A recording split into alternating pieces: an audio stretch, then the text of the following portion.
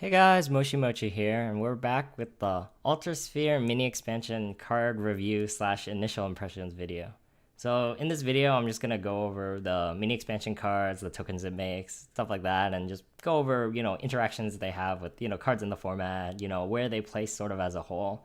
In the description, it is gonna be sort of an updated list where I sort of place where I think these cards are gonna go or where they'll end up, plus or minus, one or something. So starting off with the Master Dealer. So, 7 play point, 5-9 war. Those are actually enormous stats, like, Armor Troll like, but, 5-9 is very, very respectable. 5 attack is basically enough to, like, trade with everything you want in the mid to late game and threaten life totals as well. And then 9 defense, to put that in perspective, something like an Abyss Summoner evolved that's an 8-8 that can't even kill this on its own. So they have to invest like even more into that. And that's basically the biggest kind of thing you're going to run into in the mid to late game for the most part, evolving into you at least. And then like just soaking up a bunch of small followers on board. Like if you play this on a neutral board, barring like their 5 play point, hard removal, divine retributions, this thing's probably going to stick on board. So this thing actually gives a sword quite a very flexible option in the late game. So first, just looking at it, 5-9 ward, again, you'll play this stat line like over here already. It's already like a very solid card. But the ability is basically a pseudo altered fate on legs. So you get to choose one card to keep, maybe like one of the premium bodies you have in your hand for the late game, or just a removal, something like that. Anything, the best card in your hand, you basically have to keep, and then the rest of the card gets filtered away. And then the benefit to this is your treasure tokens that get generated, just random stuff that you might want to throw away or that you have in hand that's not very useful in the late game. You can throw away and then potentially dig into like some power options in the deck, or just dig deeper into win conditions, just better cards in general. And that's already like good enough. And again, like I said, the flexibility of the options, like in the late game, like turn 6 to 8, sword is either, they sort of have a choice, right? They can play like a pseudo big follower, or they can continue to snowball or try to reestablish a board. And then if they choose the latter, then they play like 2-drop, 2-drop, 3-drop, something like that, and they throw their entire hand out on board. For the most part, after that, the master dealer is not gonna filter that much. You might get like 1 or 2 cards, but like that's not too big of a deal. But just having that option available to you is like a really nice thing. Like sometimes you might decide that my best course of action is just throwing away my current hand and then going from digging deeper into my deck for the things that I think will win the game. But other times you might decide my best course of action is to play like 2-drop, 2-drop, 3-drop, and that'll win me the game. So just having this as just another flexible avenue to win the game is definitely something good enough. And again, you'll play for the stat line alone, so it'll definitely end up here in my opinion, but it could end up here as well. So next up we got the DNA. Looking at this card as just like the finisher body on its own, 10.33, you can compare it to like the Aylas, or even like in the current format we have something like the Sky Horror in Forest. But in terms of sword, though, it'll probably serve like a similar role. 10-9 play point, just finisher, deal 14 points of chip damage, and this lurks in your deck as a top deck that you can just win the game off of. In a blue moon, this might be able to evo on turn 10 plus, but for the most part, you're gonna waste all your evos by then. But just 10 play point, 6 damage to face, decent enough like here. But as the bonus, it has like 2 play point accelerate and a 7 play point accelerate.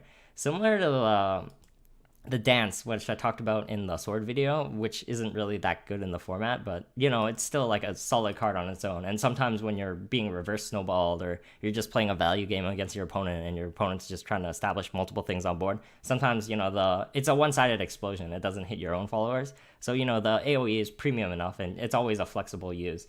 And then the main thing is it's the accelerate too, where it's basically a spine blade, or just your 2 play point deal 3 for 2. And as a thought experiment, that's probably just playable as just an average rare / legendary pick. Like you'd pick that here just to avoid like some potentially like random duds that may or may not be in the format. And yeah, that's playable on its own, just drafting along some just good stuff or just average stuff in general.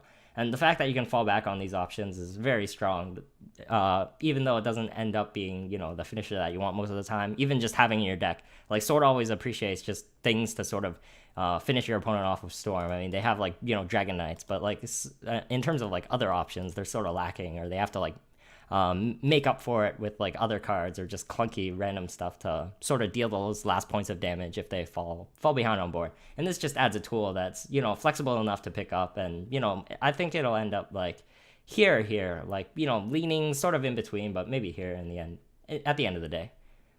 So moving on, we got Runecraft's cards. This is probably the most hyped or best card in the expansion, in terms of Take-Two at least. So we got the lovely Harmonica, the color shifted card from Sword.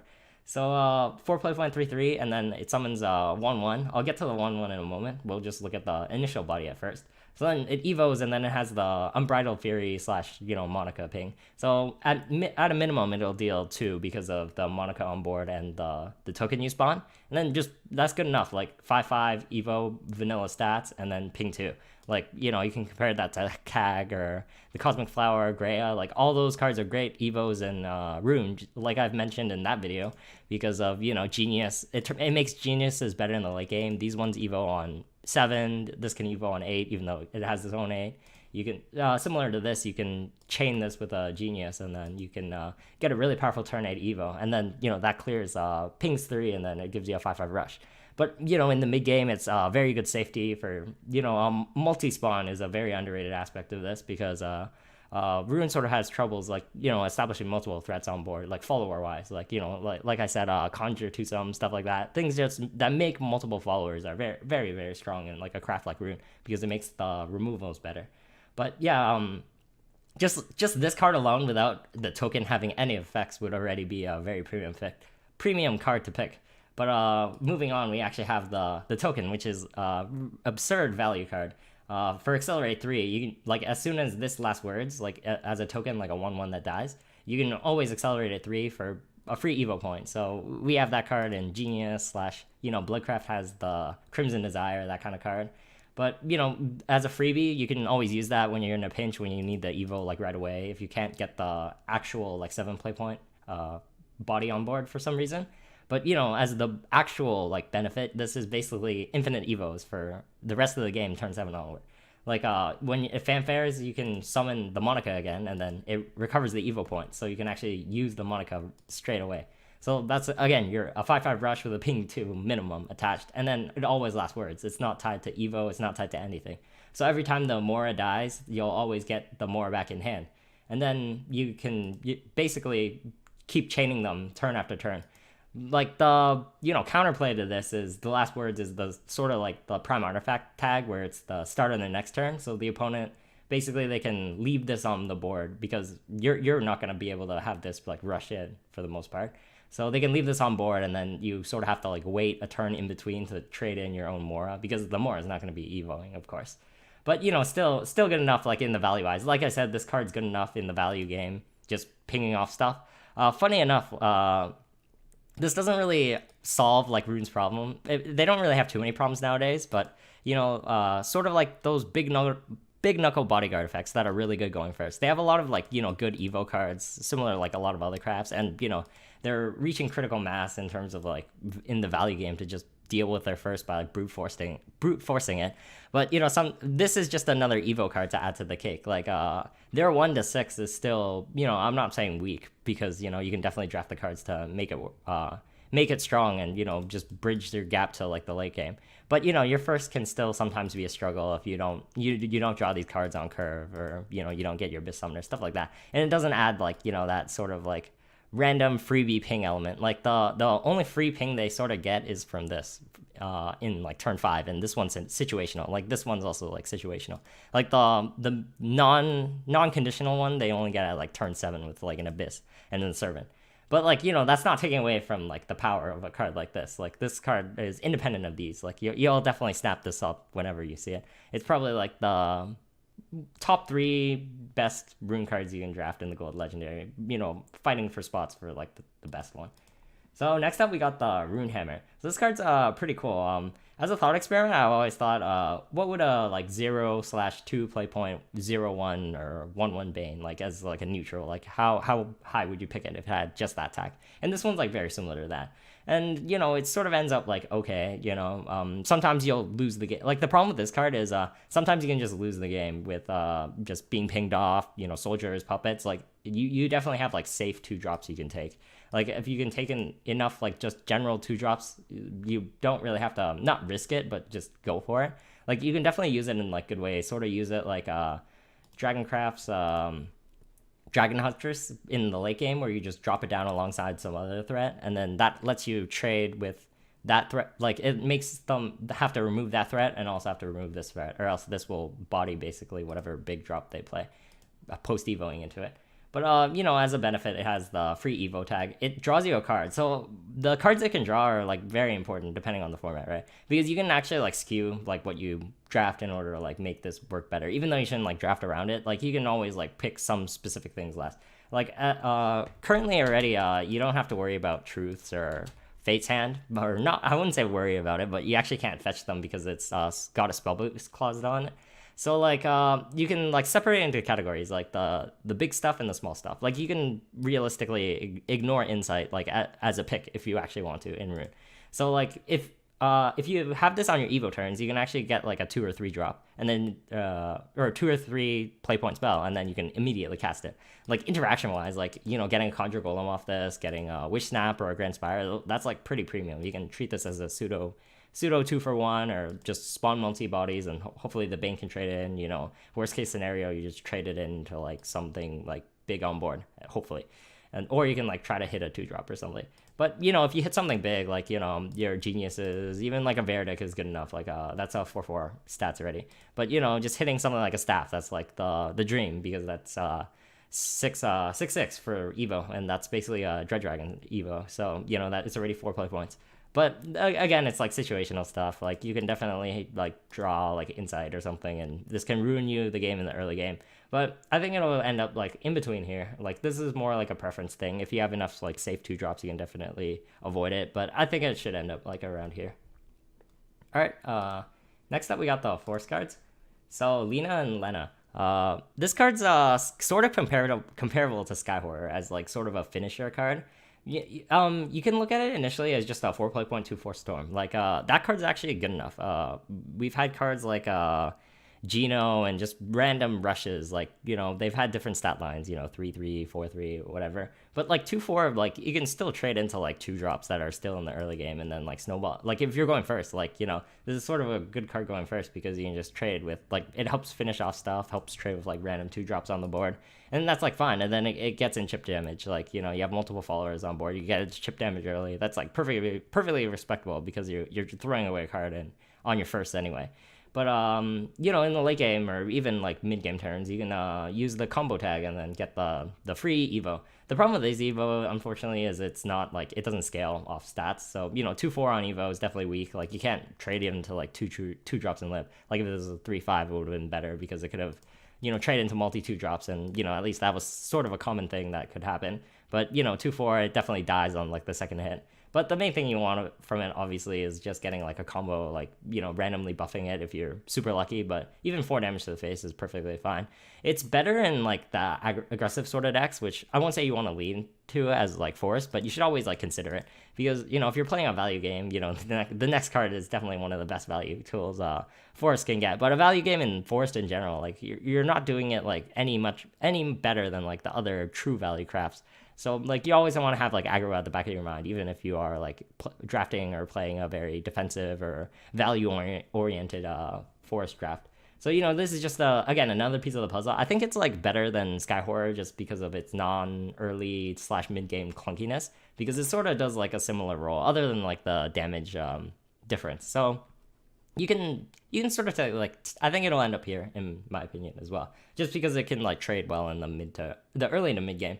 But again, the Evo can definitely screw you over, especially. But like Force actually has like a lot of like 4 drops and ends up taking like that consume to sort of take up the Evo role. So you shouldn't worry too much. It should be more of like a secondary 4 drop. And again, like I said, Force drafts enough 4 drops that I think it can be perfectly fine as sort of like a 4 drop that you keep on the wayside for the late game. So Babes, Hornet Queen. So this is my favorite card, thematic wise or just design wise, and it's a very good take 2 card. Ironically, I think I won't say it's like the same as Poseidon, but it'll fill sort of like a similar role to Poseidon in Forestcraft, which is funny because initially I thought Poseidon was not terrible for Dragon. I sort of wish these cards were switched. I think Poseidon would be a better card in Forestcraft, and Babes would be a better card in Dragoncraft. Funny enough. But yeah, this card serves a great role. Like Forest has a big problem dealing with just big followers because it doesn't want to just draft like a bunch of removal. Like sure, you can definitely have enough options, like off just have it drafting like 2 Hornet Soldiers or something, or just drafting a Mark or Forest Whispers. But again, clunking out on like too many of them makes you like too defensive of a draft that you can't like be aggro when you need to.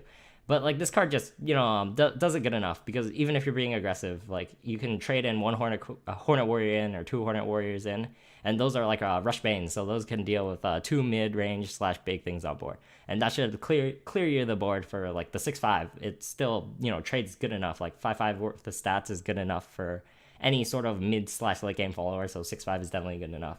And as a bonus, like if it's neutral on board, or if you're snowballing, you can just make use of the effect. Like even if the opponent removes it with like a Retribution or something, you still have the Rush Banes on board to sort of deny like giant drops or just random mid-range stuff on board, and those are good enough. And again, like even if they're 1/1s, your opponent's going to be wasting pings left and right, in the early / mid game. Eventually they're going to run out, and they're not going to be able to deal with like everything on board. So it comes down in a good time where the 1/1 Rush Banes, like they get to interact right away, and even if they don't get to interact with something, for the most part you should be able to sort of keep something on board after like playing this card. And again, as the further on bonus, like if this connects with the Hornet Warriors live and this lives, then you should definitely be winning the game just off the Hornet Warriors hitting face, and then you getting 4 points of damage off the Warriors and the Hornet Sting in hand, and the fact that you kept a 6/5 body on the board. So again, very strong in the value sense, and definitely strong enough in the aggro sense, and it's sort of the best value oriented card that Forest can draft. So you'll definitely be very, very happy to pick it up. Oh, and it'll end up here, of course. So Segment, this card's like sort of weird. When I first looked at it, like maybe barring like random translation errors or whatever, but I initially thought it was like super good, maybe potentially even broken even. But it sort of like falls into this a similar category to Themis Purge in my opinion, because Themis Purge is like super amazing in those kind of decks that just draft all removal, have like a lot of Lion Crystals in their deck. Like maybe that's the deck you want to draft. Like it ends up being like the sort of optimal way to draft Haven, but it's hard in the consistency sense, and just getting your draws to line, stuff like that. But like thinking of it in not like an aggro sense, because Haven doesn't like playing aggro a lot. But again, like I said, it's sort of an unexplored category of Haven, which is funny because the next card I'll also push you towards not playing aggro, but at least considering it. But think about like just random matchups like going first against Rune or going first against Portal or something. Like you have to like establish stuff on board, and that's where like you can run into like issues with like this sort of card, because if you're like trying to snowball board, you have random stuff on board or post evo stuff on board, that has like 1 defense, 2 defense, like this card has problems coming down because it'll AoE your own board, and then your opponent can take advantage of it by establishing their own stuff. They can basically clear everything but the segment, and then they can get the free buff from it. And then from then on out, barring like evoing it after, but that's super inefficient, like the AoE cancels out with the free buff that you give to your opponent, and then your opponent's like controlling the board down from there, and then the segment's like hurting you more than it's helping you. So it's more of a thing like it's bad when you're like trying to be aggressive against your opponent. And then it's only like super unfair when it's sort of like not the only thing on your board, but like you're trying to constantly keep the board clear on both sides, and then you have something you're working towards, like maybe a late game Prince or like infinite Lion Crystals or something. But otherwise, like in a standard just mid-range grindy game, like it's sort of like okay in the value sense, but it can definitely screw you over. So like I'll have it tentatively here, but I think it can like jump like up here, not like skillfully wise, but like depending on the draft or something. Like the more sort of unfair, liney, draft, spam a bunch of removal kind of draft you are, the more you sort of want this kind of effect. But again, you already want like one Zealot or 2 Zealot. The more of these kind of cards you draft, this card doesn't really rot in hand, but it has the potential to rot in hand. And having like too many of these cards means like you can't like just play a standard on board mid range game, and like stuff like Sanctum Keepers gets worse, where it can't actually like not fill its role. Like it can always trade, but it won't be able to be like a storm finisher over 2 turns or something. That sometimes ends up being the only sort of avenue to win against some other value decks that have more value than you, or if you miss out on a bunch of Lion Crystals. So that's sort of like just a push away from like drafting cards like these, because there are definitely like good enough picks for you to pick in Haven, and you have definitely enough good defensive options that another defensive options, while it is nice to take, I think it can respectively end up here. So the hairs, I'm gonna make the argument to why it's like okay, but then I'll push it to like the side. So like let's just break it down like standard wise. 1.12 just goblin, like maybe if you play aggro, like whatever, you just treat it as goblin, it ends up fine. But like just all of the stuff like together, like shuffling more into your deck, like maybe it's a detriment. Like there are no artifacts, of course, there's just more hairs. But just the enhanced 4, you have to work for it. Like the things you can get off it are this, and this. So at the moment, so they aren't like the best options to take. Like the Petra is like below average at best, and the Wind Bear doesn't even end up being better when it gets buffed. And maybe the Steadfast is fine, like 2-1 ward after. But again, you still have to work for the Evo. You have to keep everything on board, and again, you have to like draft a bunch of mediocre cards, like the Father Punishment. The Steadfast is something you definitely want to avoid, and maybe you just have like a Wind Bear or two. But again, those don't end up being super important for you to draft. So the enhanced doesn't end up being like super good, even though it can be a potential floral fencer. You still have to like draft some mediocre cards to take it.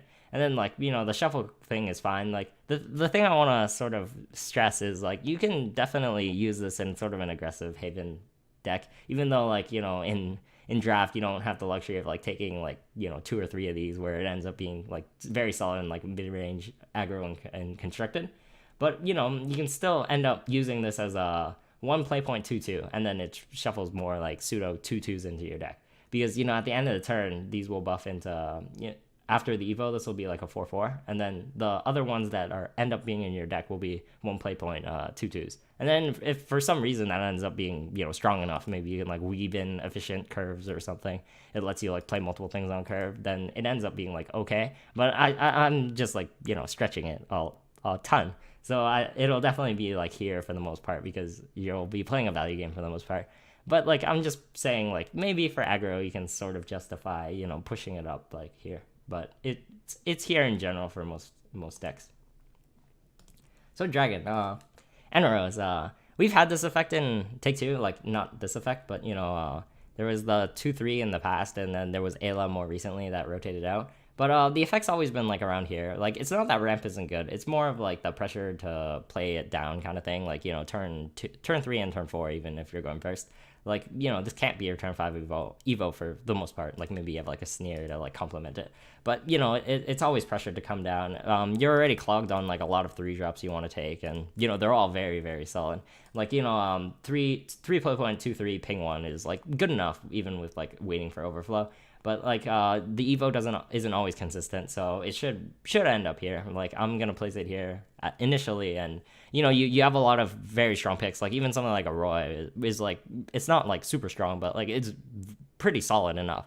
And that card's already like in sort of like this tier of cards, and like all these cards are like very very very strong. Like Dragon sort of ends up having to draft a lot of its like mid to late game power cards in its golden legendary picks. So you can definitely just end up drafting enough of your early game in sort of your silvers and bronzes that you don't need to end up with like an Antaros, even though it can like end up like ramping you a ton with like some crazy ramp deck into like constructed level combos. But that's just a a dream. Sometimes it happens, but for the most part you can avoid this card, but it's solid enough to put here. So the Phallic, this is another like sort of random hard to evaluate card, similar to like the Sekhmet, where it could end up being like here in the end of the day. But this card's very interesting. I'm very happy that this card's in the format, because it's not like sort of like a vanilla, super power card that you just get off fanfare. Like you have to sort of work for it or save evos for it. So this card you can actually sort of break up into like 2 sort of cards. You can sort of evo it on like turn 4 or 5, or you can evo it on like turn 7, and those end up being like sort of different cards.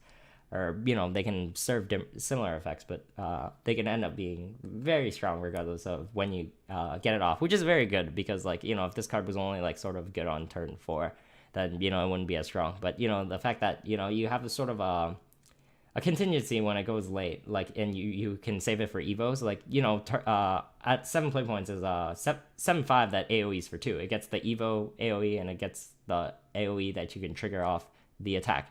So because of the way it works, like you get a force every time you attack with something, and you have the play points for it.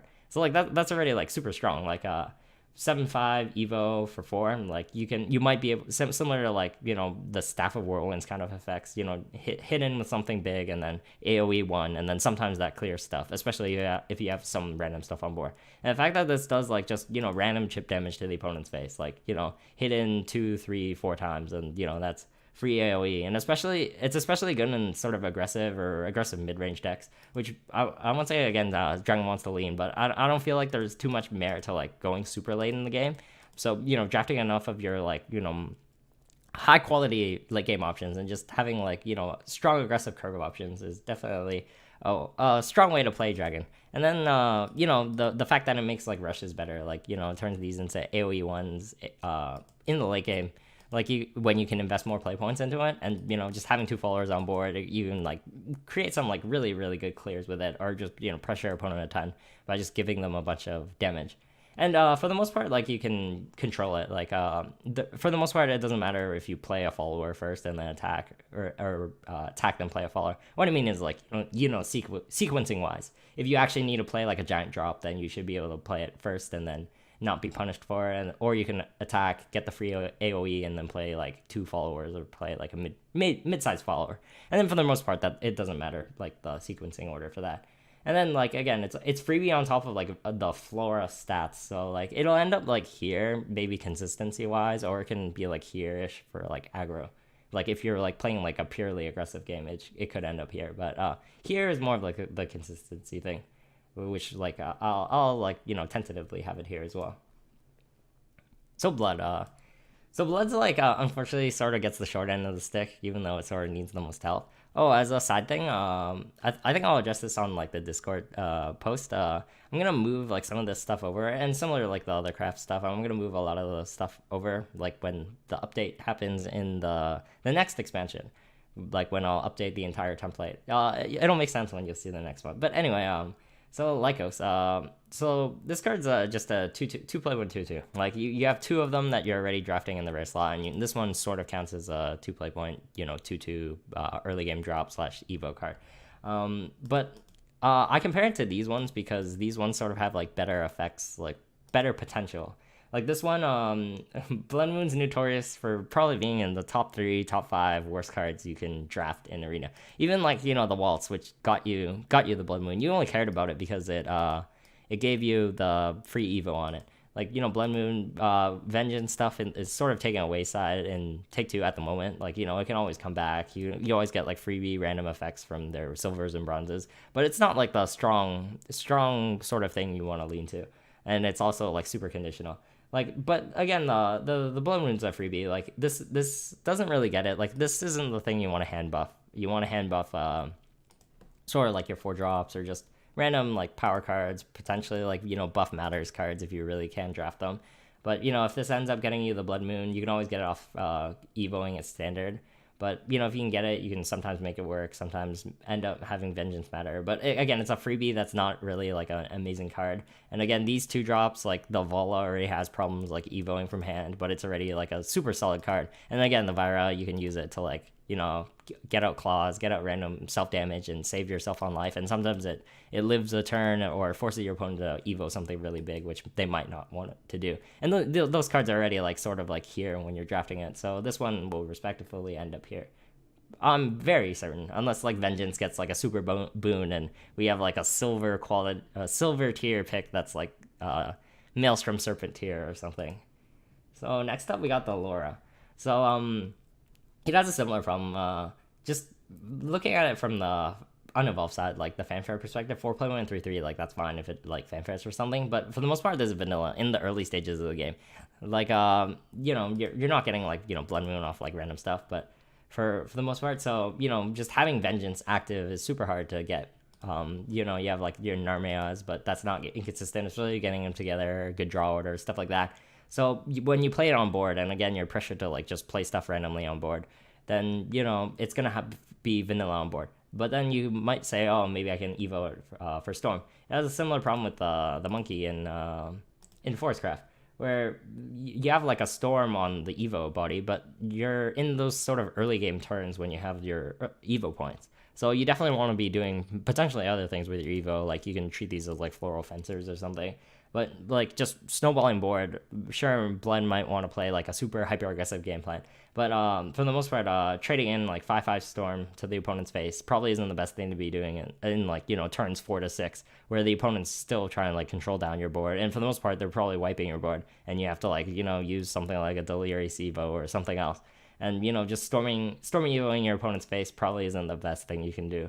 Like in terms of winning the game, unless it's like super late in the game, and you can treat this as like turn 6 to 8, if you randomly have an evo or have like a Crimson Desire for some reason, then maybe you can get it off as like a 5 damage Storm that's like sort of efficient and go to the opponent's face. But for the most part, it's mainly because the Storm is like wasted on this card, and this tag is sort of situational. So it'll be like in between here, mainly like the consistency issues. If you're like hyper aggression, then it can be sort of here. But like for the most part, it should be like here or even here if like there ends up being enough like solid, decent quality cards that just outperform it like vanilla wise. So Shadowcraft. So the Gluttonous Empress. This card's probably like sort of a disappointment in terms of the sort of the worst mini expansion cards, and I sort of agree. But it's definitely has sort of like its uses. 7.55 is sort of big enough. It's like that 7 play point 6/6 that I think it was called like it wasn't like Orthrus, it was like Orcus or something. Like it was like 7 play point 6/6 Necromancy heal 4 or something like that in like the early days. And like that card was like very solid, fairly solid. It like helped you beat aggro, and it was a decent enough body. This one's like similar enough body, and it has a similar sort of effect. Like if you're playing against aggro, like they sort of like leave like random stuff on board and then just try to chip damage on face. And then this, you might be able to like trade in something on board, and this always fanfares and sack something. But Shadow, like going on for the healing part, Shadow already has like enough options. Like they have 2 like pseudo heals that they can already draft. Like these can, you can draft these and you can get the heals off the 3/3 that evos, and then that's definitely enough to get you out of lethal ranges. And then you have Lady Grey, one of the best anti-aggro tools, and just general stuff like Skeletons living into like Manifest Malice that like punishes aggro, or even like a Sinister Sarcophagus. So basically all these cards are like super strong at just beating out aggro, that Shadow doesn't need like another option. It's not even that strong to sort of like help you beat aggro.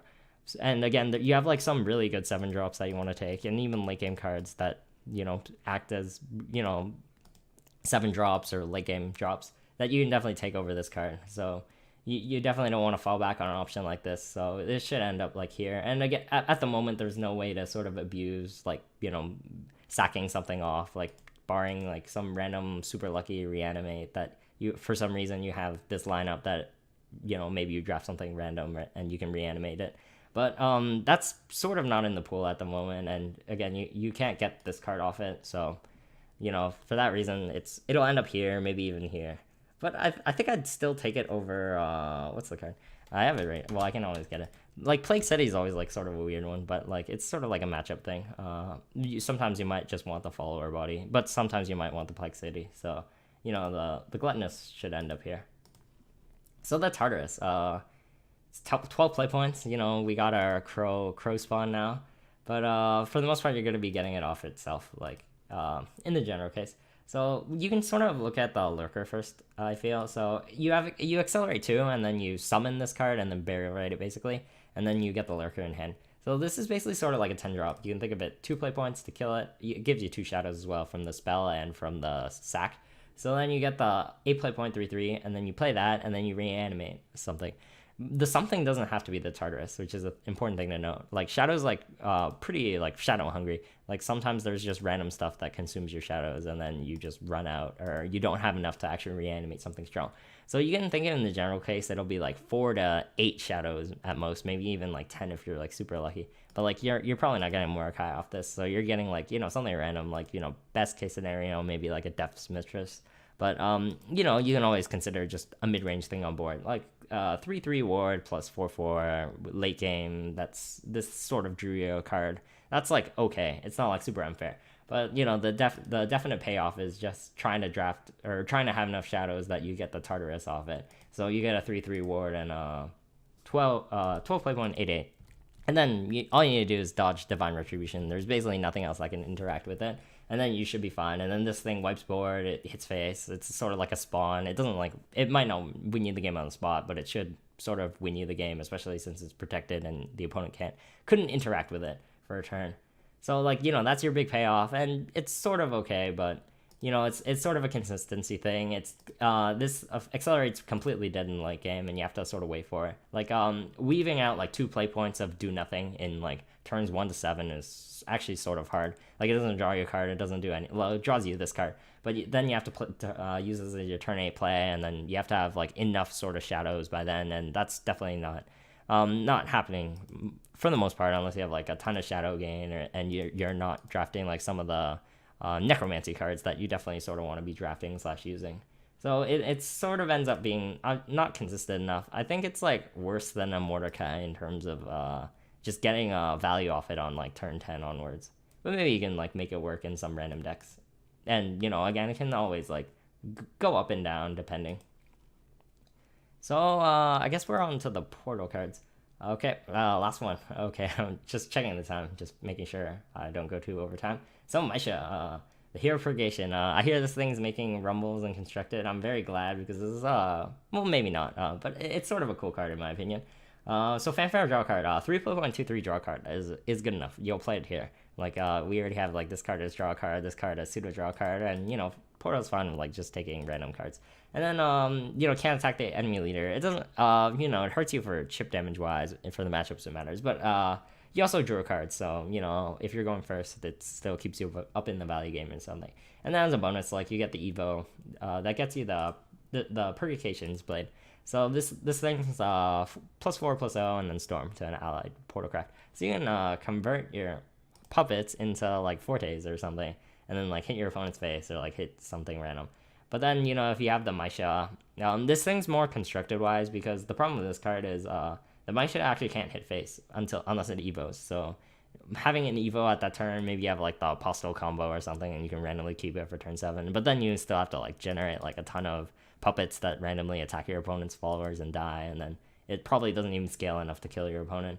But you have to have all that happen, and that's pretty unlikely. For the most part, you're just having the Purgation Blade in hand, and then you can maybe give Storm to like a puppet or like a 2-drop, 3-drop in the super late game, and then kill your opponent from there. But this effect is good enough. Like this baseline is already playable enough, but like a freebie Evo that, again, there's no downside to Evoing this. It just draws you a card, and then this card's good enough. It, again, makes your puppets into lethal machines, and then, random 2-drop, 3-drops. Like I said, Enkido got a boost because Portal sort of wants that sort of aggressive way to close out the game. Like, you can't always get the Radiance, and just random ways to just kill your opponent. It can grind your opponent out of value, but if it can't close out the game, then your opponent might have like infinite value win conditions, or they might have some unfair things of their own that if you had like sort of ways to close out the game in terms of like storm damage, that's something Portal always wants. So the fact that you can get this for free on like Evo is very solid, and again, you can always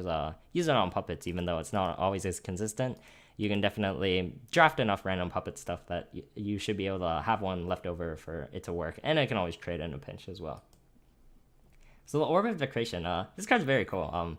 It's got, the random applications of like spawning maybe like a Silver Automaton, Draco Marionette or something in Take 2, but it's definitely not as strong in like here as it is in Constructed, where you can definitely like make a deck based around it. Because let's look at the token first, because the things it pulls is random. It can still pull like 2 drops or 1 drops or something. Like, you can do all this work to trigger this card, and maybe you're even enhancing 5 for this, and then you can still pull like some duds. You can pull like a multi 2 drops or a 2 drop 3 drop, and then you just have the Bane, and then this thing still dies.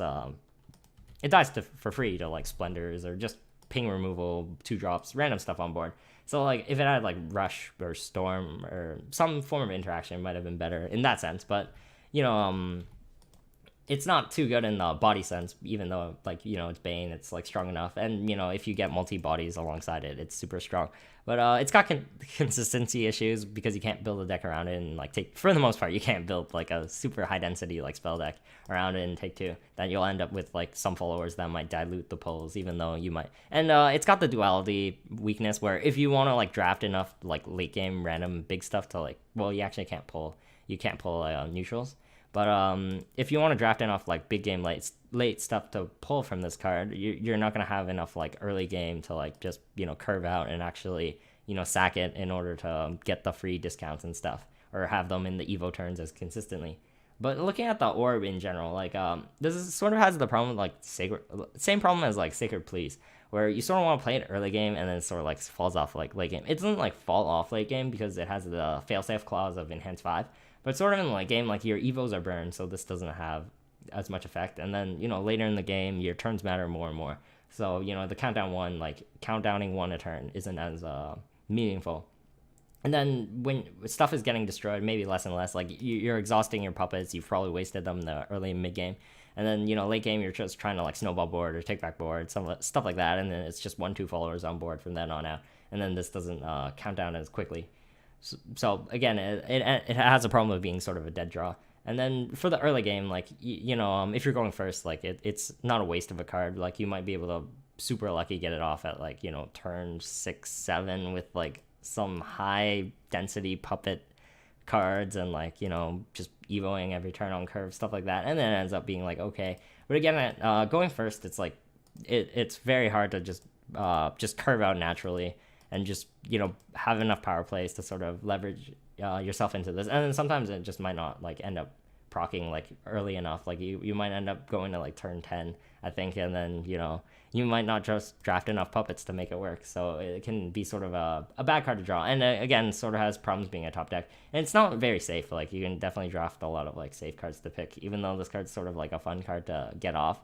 But safety wise, it'll probably end up in between here. Maybe you can make it work here, but I think I'll tentatively have it here. All right, last card, Steelclad Minotaur. So this card's ends up being a neutral pick, so you can pick it in basically all your crafts.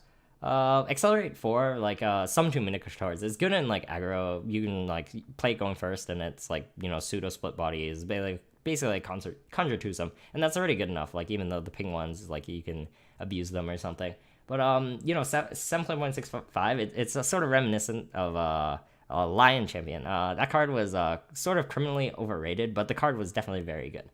This card sort of does similar things. Like you can soak up multiple followers on board, and like if the opponent snowballed like a bunch of small stuff, if you bait out removal or if they don't have the removal, then this was very, very hard to clear because they might not have evos in hand, and they have to like establish a big thing, and their small things can't trade in. And then like it's good enough. 6/5 ward is strong enough. Like you're already playing like Reyna for like sort of her stat line, and this stat line is basically big enough to soak up a Splendor like baseline, so the opponent actually has to commit hard removal to it, or they have to like commit multiple followers, and for the most part those multiple followers are small things that'll help this thing scale up. So it's a solid defensive play, and you can use it aggressively or in the Evo turn. So every craft should have it sort of here, and then some crafts will have it here depending on how much they value it or how much they want this kind of card effect. All right, I guess that wraps things up for the most part. Hopefully this didn't end up being too long, and I'll see you in the next one.